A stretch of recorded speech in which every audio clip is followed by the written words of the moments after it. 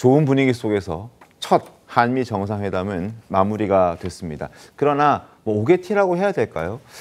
이재명 대통령이 일본 이시바 총리와 회담을 하고 바로 미국으로 갔잖아요. 근데 미국에 도착했을 때 그 의전, 그리고 이재명 대통령이 미국에 머물면서 이제 잠을 자야 하는 그 숙박시설, 뭐 이런 부분에서는 과거 대통령과의 좀 차이점이 발견이 되면서 야, 외교적으로 조금 미흡했던 것 아니냐, 어떤 의전이 미흡했던 것 아니냐, 이런 지적들도 있었어요. 네, 분명히 있습니다. 일단 네. 숙소의 문제입니다. 네. 이번이 오피셜 워킹 비짓이라고 해서 공식 실무 방문이기 때문에 네. 뭐 블레어하우스에 꼭 뭐 숙소를 정해야 된다라는, 즉 영빈관이죠.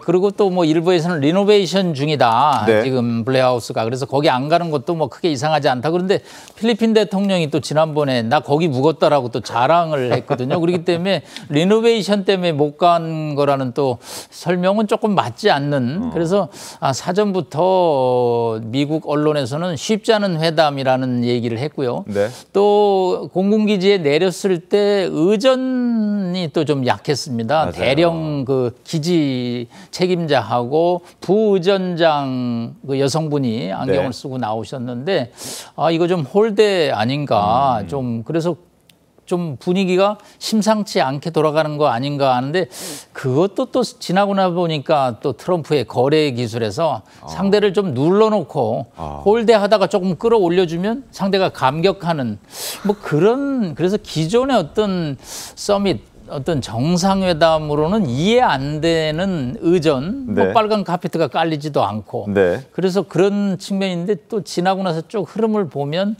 역시 트럼프 대통령의 거래 기술이 이번 회담에서도 좀 적용이 되지 않았냐라고 좋게 이렇게 해석을 해봅니다. 성침 부위원장님, 예. 외교부에서도 관련해서 설명이 좀 나왔죠? 그렇죠. 그러니까 이게 근데 그 통상적 프로토콜에 따른 거라고 저는 보고요. 물론 이전 대통령들은 프로토콜보다 더 좋은 대접을 받았던 건 네. 맞죠. 맞는데 어떻게 보면 더 좋은 대접을 받지 못한 것도 인정을 해야 된다고 생각합니다. 네. 근데 교수님께서 말씀하신 것처럼 저희가 좀 그 트럼프의 협상의 기술, 트럼프를 우리가 괴짜다, 좀 뭐 특이하다 이렇게 말을 합니다만 매우 전략적이고 똑똑한 사람입니다. 그렇기 때문에 네. 어떻게 했을 때 이 정상회담이 시작되기 전에 이재명 대통령이 한국 언론이나 상대 진영으로부터 어떻게 공격받을지를 다 알고 있어요.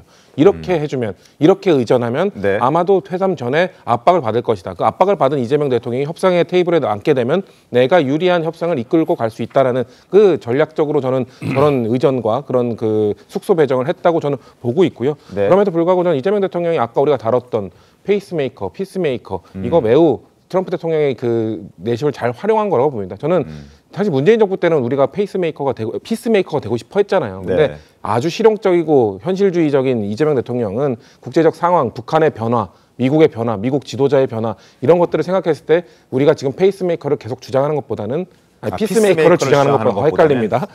그 페이스메이커를 하는 것이 트럼프 대통령을 띄워주기에도 좋고 우리의 현실 인식 능력을 보기에도 좋고, 그렇게 판단한 것이 트럼프 대통령의 기분을 맞춰주면서 어떻게 보면 이 홀대 이렇게 비판받는 그런 것들을 전 역전시켜서 저는 그 의전 얘기 나왔을 때 계속 얘기했던 게 결과 보고 얘기합시다.